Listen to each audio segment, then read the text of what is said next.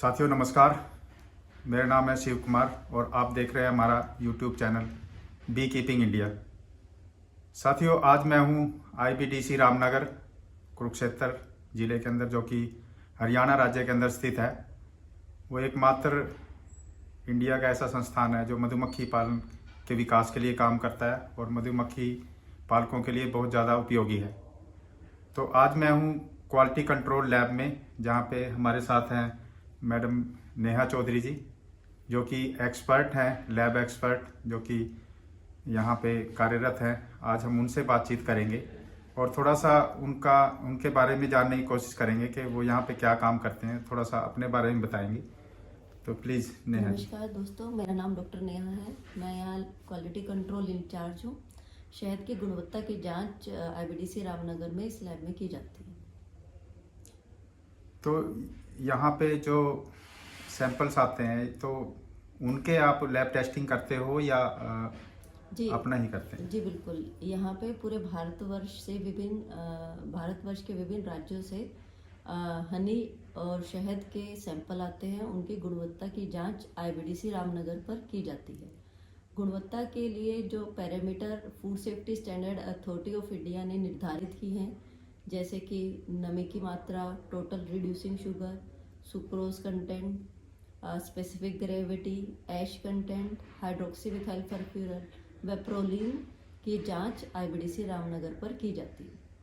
तो इसको कौन टेस्ट करवा सकता है और उसकी फीस क्या होती है मैडम? इसे कोई भी व्यक्ति जो भी शहद के कार्य से जुड़ा हुआ है, बेशक वो प्रोडक्शन कर रहा है या फिर सेल कर रहा है, वो सभी यहाँ पर आकर शहद की गुणवत्ता की जांच करा सकते हैं। यह सुविधा हरियाणा के किसानों के लिए 75% के अनुदान राशि पर है। हमारे पास लगभग 10 केमिकल पैरामीटर की सुविधा है, जिसका हमें NABL के द्वारा भी मान्यता प्राप्त हो चुकी है। वो सब पैरामीटर को जांच के लिए एक किसान को लगभग 760 रुपये की कीमत अदा करनी होती है। ये सुविधा सिर्फ हरियाणा के किसानों के लिए। यदि कोई हमारे राज्य के बाहर से भी शहद की गुणवत्ता जांच करना चाहते हैं तो उन्हें लगभग 2084 रुपये 10 पैरामीटर के लिए देने होते हैं।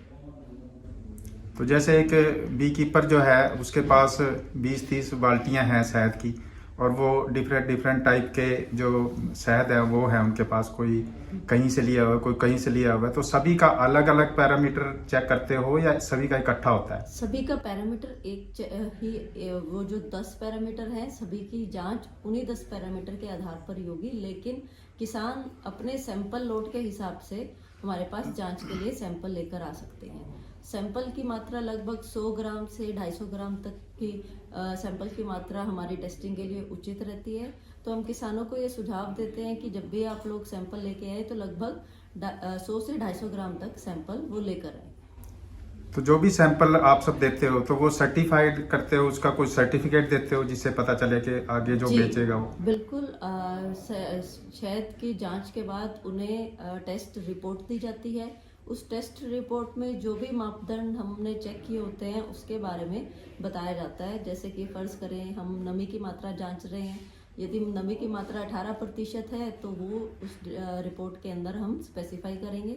इसके साथ साथ कितने मात्रा नमी की food safety standard authority of India के स्पेसिफिकेशन के द्वारा निर्धारित किए हैं, वो भी उस रिपोर्ट में शामिल की जाती है।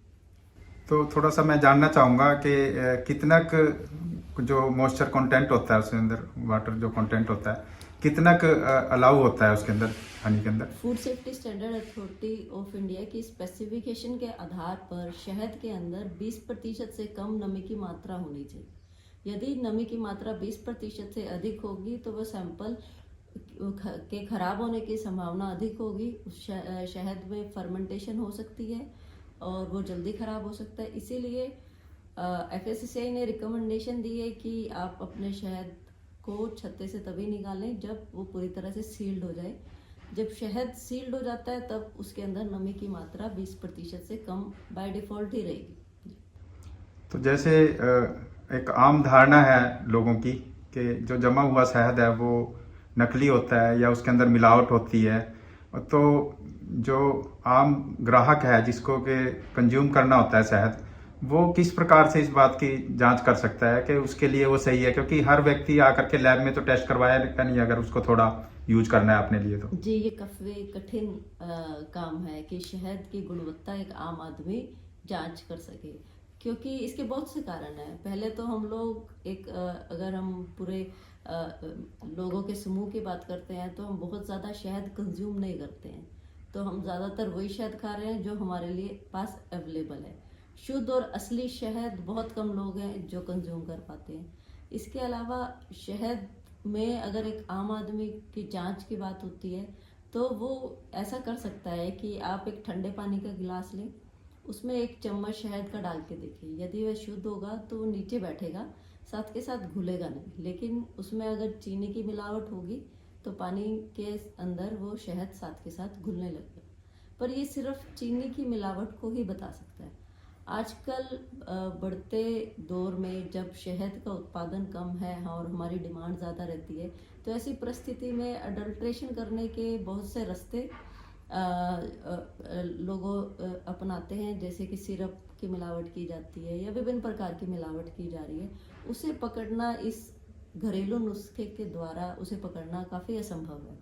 ऐसी परिस्थिति में लेबोरेटरी द्वारा जांच करना ही उचित होगा। तो इसमें एक और मैंने सब सुना था कि आर्टिफिशियल हनी कुछ होता है जी। क्योंकि आप लैब टेक्नीशियन है, शहद के बारे में बहुत सारी जांच करते हो, तो क्या ऐसा भी पॉसिबल है कि आर्टिफिशियल हनी तैयार किया जाए और मार्केट में बिक रहा हो ऐसा? देखिए, जब वो आर्टिफिशियल हो गया तो वो हनी नहीं रहा, पहली बात। क्योंकि शहद वो है जो मधुमक्खियों द्वारा तैयार किया गया। ये आप सबकी जानकारी के लिए बता देना चाहूंगी कि मधुमक्खियां जब एक चम्मच शहद बना रही हैं तो उसके लिए वो कई हजारों फूलों पर भ्रमण करती हैं, वहां से नेक्टर यानी कि मकरंद लेकर आती है, फिर उसे अपने शरीर में ले जाके डाइजेशन, पचाने का कार्य करती है, यानी मकरंद को वो शहद में बदलती है। और ये जो बदलने की प्रक्रिया काफ़ी धीमी होती है और सिर्फ मधुमक्खियों के द्वारा ही की जाती है। इसके बाद मधुमक्खियां उसे अपने छत्ते में लेके आती है। छत्ते में लाने के बाद उसका भंडारण करती है और फिर पंख से हवा करके उसमें नमी की मात्रा को कम करती है। इसीलिए जब मधुमक्खियां मकरंद से शहद बनाती है तो ये लगभग 4 अलग अलग प्रक्रियाएं करती हैं, जिसमें सबसे पहले मकरंद का इकट्ठा करना, उसके बाद मकरंद को शहद में बदलना, इसके बाद शहद का भंडारण करना और उसे पकाना है। जब मधुमक्खियां ये 4 तरीके से प्रक्रिया करेगी तभी शहद बनता है। इसके अलावा जब ये छत्ते से निकाला जाता है, इसमें नमी की मात्रा 18% से कम ही रहती है और इसमें बहुत से औषधि जैसे तत्व हैं। ऐसा कहा जाता है जैसे कि शहद खाने से खांसी ठीक होती है, वो तभी होती है क्योंकि उसमें मधुमक्खियों ने बहुत से एंजाइम मिलाए गए थे, जिसके कारण उसकी मेडिसिनल प्रॉपर्टी होती है।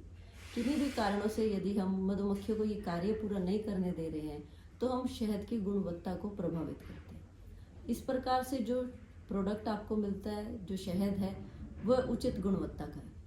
लेकिन बहुत सी प्रैक्टिस आम आदमी के द्वारा या ट्रेडर्स या विभिन्न प्रकार के नेगेटिव थॉट के लोगों के द्वारा की जाती है, जिससे क्या किया जाता है, मधुमक्खियों से जो शहद लिया जाता है वो छत्ते में पकने से पहले लिया जाता है या फिर उसमें तरह तरह के आर्टिफिशियल रिएजेंट मिला दिए जाते हैं। और जब ये आर्टिफिशियल रिएजेंट उस प्रोडक्ट में मिल जाएंगे तो वो शहद नहीं रहेगा। ऐसा इंटरनेशनल एजेंसियां जो मानक निर्धारित करती है, कोडेक्स या यूरोपियन यूनियन है, वो भी यही कहते हैं यदि शहद में किसी भी प्रकार के तत्व मिलाए गए हैं जो मधुमक्खियों के द्वारा नहीं इकट्ठा किए गए, तो वो इंटरनेशनल एजेंसियां उसे शहद मानने से ही इनकार करती हैं। तो शहद वही है जो हमें मधुमक्खियों द्वारा मिला है। आर्टिफिशियल हनी या लैब में तैयार किया गया जो हनी है वो हनी नहीं है, वो सिर्फ सिरप है, ग्लूकोज और फ्रक्टोज का घोल है। तो क्या उसको भी टेस्ट करने का कोई उपाय है? जी, उसको टेस्ट करने के भी नए उपाय आए हैं, जिसमें हम लोग C3, C4 टेस्ट कर सकते हैं या फिर न्यूक्लियर मैग्नेटिक रेजोनेंस के द्वारा हनी ऑथेंटिकेशन टेस्ट किया जाता है, जिससे हमें मालूम होता है कि ये शहद है भी या नहीं भी। तो अभी कई जगह मैंने भी सुना है, कई प्रोग्राम्स में मैं गया तो जहाँ पे ये इंफॉर्मेशन दी जाती है कि पूरे वर्ल्ड के एक एनालिसिस डाटा है कि लगभग 50% जो हनी है मार्केट में नकली बिकता है। जी। तो नकली इन द सेंस के वो मधुमक्खियों द्वारा नहीं तैयार किया हुआ या फिर उसके अंदर किसी तरह की जैसे चीनी की मिलावट या कोई और मिलावट की हुई है? क्या वजह है, किस तरीके से वो डुप्लीकेट हनी बिकता है? देखिए, जैसे मैंने आप लोगों को बताया, मधुमक्खियां जिस प्रक्रिया से शहद बनाती है उसमें लगभग 4 स्टेप है और मधुमक्खियों को शहद तैयार करने में लगभग 15 से 16 दिन लगते हैं। लेकिन बहुत से रीज़न है, शहद की प्रोडक्शन कम है, डिमांड ज़्यादा है। इस कारण से गैप जो जनरेट होता है उसमें मिलावट की संभावनाएं बढ़ जाती है। अब जब मिलावटखोर मिलावट करते हैं तो शहद के अंदर 80% तक कार्बोहाइड्रेट है जो कि ग्लूकोज और फ्रक्टोज से मिलकर बने। ये ग्लूकोज और फ्रक्टोज के सिरप भी मार्केट में बहुत ज़्यादा अवेलेबल हैं क्योंकि इनकी जो यूज़ है किसी अन्य खाद्य पदार्थ में इनका इस्तेमाल किया जा सकता है। तो उस सिरप को शहद की तरह इस्तेमाल बहुत से जगह किया जाता है, लेकिन फ़र्क क्या है कि जो शहद की वैल्यू है वो इसलिए क्योंकि उसमें मेडिसिनल प्रॉपर्टी है और जो सिरप उपभोक्ता कंज्यूम कर रहा है उसके अंदर किसी भी प्रकार की मेडिसिनल प्रॉपर्टी नहीं है। तो सिरप को अधिक दामों पर, शहद के दामों पर दिया जाता है जिससे उपभोक्ता के साथ धोखा किया जाता है। तो ये इस तरह से गलत है क्योंकि जो ग्लूकोज और फ्रक्टोज लैब में तैयार किया जाएगा वो जाहिर सी बात है उसमें किसी भी प्रकार की मेडिसिनल प्रॉपर्टी नहीं होगी। वो आपकी सेहत को फायदा नहीं करेंगे बल्कि उससे आपकी सेहत को नुकसान होगा। तो जैसे ये जो संस्थान है इसके बारे में थोड़ा सा आप डिस्क्राइब करेंगे, हमें थोड़ा सा बताएंगे, क्योंकि हमारे पास बहुत सारे जो बी कीपर हैं वो भी देखते हैं चैनल को और बहुत सारे ऐसे लोग हैं जो नए हैं, तो इस संस्थान के बारे में बहुत सारे लोगों को जानकारी नहीं है। तो थोड़ा सा इस संस्थान के बारे में बताएंगे तो विजिटर्स को अच्छा लगेगा। इंटीग्रेटेड बी कीपिंग डेवलपमेंट की सेंटर की स्थापना 2017 में इंडो इजराइल परियोजना के तहत हुई। 10 करोड़ की लागत से ये सेंटर की स्थापना की गई थी। सेंटर की स्थापना करने का मुख्य उद्देश्य मधुमक्खी पालन में विकास करना था क्योंकि 2017 से पहले कोई भी ऐसा सेंटर नहीं था जो सिर्फ शहद व मधुमक्खी पालन के उत्थान के लिए कार्य करे। तो मधुमक्खी पालकों को बहुत सी समस्याओं का सामना करना पड़ता था, जिसके अंतर्गत इस सेंटर का कुछ ऑब्जेक्टिव लेके इस सेंटर की स्थापना की गई, जैसे कि इस सेंटर पर अच्छी गुणवत्ता के कैल की लकड़ी से निर्मित बक्से 85% की अनुदान राशि पर दिए जाते हैं। ये कैल की लकड़ी मधुमक्खी पालन के लिए सबसे उपयुक्त बताई जाती है। बोटलिंग की सुविधा भी 75% की अनुदान राशि पर उपलब्ध है। आईबीडीसी रामनगर पर कोम फाउंडेशन मैन्युफैक्चरिंग यूनिट की भी स्थापना की गई है, जिसके अंतर्गत बहुत अच्छी गुणवत्ता के छत्ते निर्माण करके किसानों को व मधुमक्खी पालकों को दिए जाते हैं। इन छत्तों में किसी भी प्रकार का ब्लीचिंग एजेंट इस्तेमाल नहीं किया जाता, तो इसलिए रानी मक्खी की एक्सेप्टेबिलिटी भी इन शीट्स की तरफ बहुत ज़्यादा हो जाती है और ये भी 75% की अनुदान राशि पर मधुमक्खी पालकों को दिया जाता है। इसके अतिरिक्त टेस्टिंग की सुविधा, जैसे कि मैंने आप लोगों को पहले बताया, ये भी 75% की अनुदान राशि पर मधुमक्खी पालकों को दी जाती है। इसके साथ साथ आईबीडीसी रामनगर पर पूरे वर्ष 5 दिनों की ट्रेनिंग का प्रोग्राम किया जाता है, जिसमें वैज्ञानिक विधि के द्वारा मधुमक्खी पालन के बारे में किसानों को व मधुमक्खी पालकों को बताया जाता है। इसके साथ साथ 2 बैच हमारे एडवांस बी कीपिंग की ट्रेनिंग के भी लिए जाते हैं, जिसमें रानी मक्खी बनाना व मधुमक्खी पालन से हमें विभिन्न प्रकार के जो प्रोडक्ट मिलते हैं उसका उत्पादन कैसे किया जाना है और मार्केटिंग कैसे की जानी है, इसके बारे में बताया जाता है। इसके अलावा agriculture skill council of India का क्वालिफिकेशन पैक के नाम से बी कीपिंग का एक कोर्स भी कराया जाता है, जिसकी अवधि लगभग 280 घंटे की है। इस तरह से मधुमक्खी पालकों को अधिक जानकारी के लिए व अधिक से अधिक लोगों को मधुमक्खी पालन से जोड़ने के लिए एक चिल्ड्रन बी पार्क की स्थापना भी आईबीडीसी रामनगर पर की गई है और 100 से 150 बक्से की एक अपायरी यूनिट भी रखी गई है, ताकि ज़्यादा से ज़्यादा लोगों को वैज्ञानिक विधि के द्वारा मधुमक्खी पालक की जानकारी दी जा सके प्रैक्टिकल के साथ साथ। तो ये सभी ऑब्जेक्टिव के साथ आईबीडीसी रामनगर की स्थापना की गई थी और अब 2017 से लेकर अब तक किसानों व मधुमक्खी पालकों को आईबीडीसी रामनगर किसी न किसी रूप में फ़ायदा पहुंचा रहा है। तो इसमें जैसे फिर दोबारा मैं शहद पे आना चाहूँगा। जी तो शहद में जैसे मार्केट में ज़्यादातर जो है वो प्रोसेस्ड हनी बिकता है। जी तो प्रोसेस्ड हनी और रॉ हनी और एक कोम्ब हनी हम्म, छत्ते के साथ भी बिकता है मार्केट में। जी तो इनमें तीनों में कौन सा सर्वश्रेष्ठ रहता है यूजर के लिए, जिसने यूज करना है, कंज्यूम करना है, खाना है अपने लिए? ये सब श्रेष्ठ के बारे में हम स्टिक तरह से तो नहीं बता सकते, लेकिन ये उपभोक्ता की प्रेफरेंस के ऊपर बात है। अगर किसान को या किसी भी उपभोक्ता को सुपर का हनी मिल रहा है तो वो रॉ हनी बेस्ट है, क्योंकि सुपर का हनी कहने का तात्पर्य है कि आपने मधुमक्खियों से जो मधुमक्खियों ने पूरी तरह से सील्ड हनी है वो लिया है, आप उसको फिल्टर करके आप उसे कंज्यूम कर सकते हैं। इसमें नमी की मात्रा 20% से कम रहती है। इसके अलावा ज़्यादातर हमारे यहाँ पर ब्रूड पर ही बी कीपिंग किया जाता है, तो इसलिए शहद की प्रोसेसकरण करना इम्पोर्टेंट हो जाता है ताकि उसमें नमी की मात्रा कम बनी रहे और इसके अलावा किसी भी प्रकार के जीवाणु और विषाणु नष्ट हो जाए। तो minimal processed Honey is the best Honey. जितना कम प्रोसेसिंग तापमान हम शहद को देंगे, उसके अंदर जो गुणकारी तत्व है उतने ज़्यादा अच्छे तरीके से बचे रहेंगे। मिनिमल प्रोसेस्ड हनी बेहतर है कंज्यूम करने के लिए। यदि किसी उपभोक्ता को छत्ते के साथ शहद कंज्यूम करना अच्छा लगता है, वो उस कंज्यूमर की प्रेफरेंस है कि वो किस प्रकार से इसे लेना चाहेगा। पर मेन ऑब्जेक्टिव ये है कि किसी ना किसी रूप में हमें शहद ज़रूर खाना चाहिए, क्योंकि शहद खाने से केवल हमारी सेहत को फ़ायदा होता है, किसी भी प्रकार का नुकसान शहद को कंज्यूम करने से नहीं होता। जी तो जैसे ज़्यादातर हमारे जो बी कीपर भाई हैं वो भी बहुत सारे हमारे जो चैनल को देखते हैं, तो उनकी एक बहुत बड़ी समस्या रहती है कि शहद को बेचने की और उसको रेट को लेकर के, जो कि बहुत बड़े जो संस्थान हैं बी कीपिंग को लेकर के, जो सोसाइटीज़ हैं या जो लोग हैं जो इनके साथ जुड़े हुए हैं बी कीपिंग के साथ, तो उनका ये रहता है कि अच्छा रेट नहीं मिलता। तो उसके बारे में भी कुछ आप बता सकते हैं? शहद की कीमत को ड्राइव करने के बहुत से फैक्टर हैं। अगर उन्हें अच्छा रेट नहीं मिल रहा तो इसमें कहीं ना कहीं हमारे रोल एक जो हमारा कंज्यूमर है उसका भी रोल रहता है, क्योंकि कंज्यूमर अवेयर नहीं, ना तो वो क्वालिटी हनी की डिमांड करता है और ना उसे उसको कंज्यूम करता है। यदि वो क्वालिटी हनी को कंज्यूम करेगा और क्वालिटी हनी की डिमांड करेगा तो उसकी अच्छी गुणवत्ता की हनी की जो डिमांड है वो केवल मधुमक्खी पालक के पास आकर ही पूरी होती है, क्योंकि मधुमक्खी पालक कभी भी सिरप की मिलावट नहीं करता है। मधुमक्खी पालक से जो शहद मिलेगा वो जाहिर सी बात है उसमें कुछ कमियां हो सकती हैं, जैसे कि कुछ अशुद्धियां हो सकती है जो कि फिल्ट्रेशन करके या फिल्टर करके रिमूव की जा सकती है।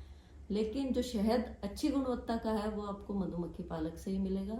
तो कंज्यूमर को, उपभोक्ता को कोशिश ये रखनी चाहिए कि वो डायरेक्ट मधुमक्खी पालक को से संपर्क रखे और वहीं से शहद ले, क्योंकि अगर शहद के मामले की अगर हम बात करें, जितने हाथ से शहद होकर उपभोक्ता के पास जाएगा उतनी ही उसकी गुणवत्ता प्रभावित होगी।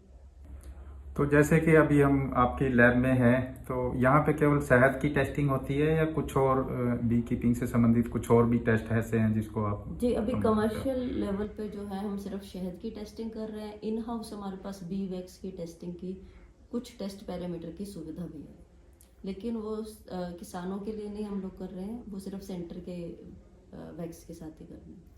तो एक छोटा सा क्वेश्चन और मेरे दिमाग में आया, तो जैसे यहाँ पे मोस्टली एपिस सेराना और एपिस मेलिफेरा दो तरह की बीज का ज़्यादातर पालन किया जाता है, तो इन दोनों को लेकर के यहाँ पे कुछ खाली एपिस मेलिफेरा के ऊपर काम करते हैं या एपिस सेराना के ऊपर हैं, या थोड़ा सा अगर उसका डिफरेंस बता सको आप तो आपकी बड़ी मेहरबानी। जनरली हमारे यहाँ पे एपिस मेलिफेरा को ही पाला जाता है, क्योंकि ये काफ़ी नरम स्वभाव की मक्खी है, बहुत ज़्यादा स्वाम नहीं करती है और शहद के उत्पादन में भी बहुत अच्छी है। एपिस सिराना ज़्यादातर साउथ इंडिया के इलाके में प्रचलित है और हमें जो शहद है अधिक मात्रा में भी एपिस मेलिफेरा से ही मिलता है। तो थोड़ा सा मैं आपको गुजारिश करूंगा कि थोड़ा सा हमें जो हनी टेस्टिंग के जो आपने तरीका बताया था उसको थोड़ा सा प्रैक्टिकली करके बताएंगे, और नए साल पे अगर हमारे जो विजिटर्स हैं उनको कुछ मैसेज देना चाहें आप अपनी तरफ से, क्योंकि मैं अभी तक पूछ ही रहा हूँ आपसे, अपनी तरफ से कुछ कहना चाहें तो जी, मैं आपके विजिटर को सिर्फ ये अनुरोध करना चाहूँगी कि आप लोग शहद ज़रूर खाएं, क्योंकि शहद खाने से आपकी सेहत को फ़ायदा होगा। और आप लोग कोशिश ये करें कि आप सीधा मधुमक्खी पालकों से जाके शहद लें। उन्हें उस लेवल पे जाके नेगोशिएट करने की कोशिश ना करें, क्योंकि वो आपको एक अच्छा क्वालिटी का प्रोडक्ट देंगे।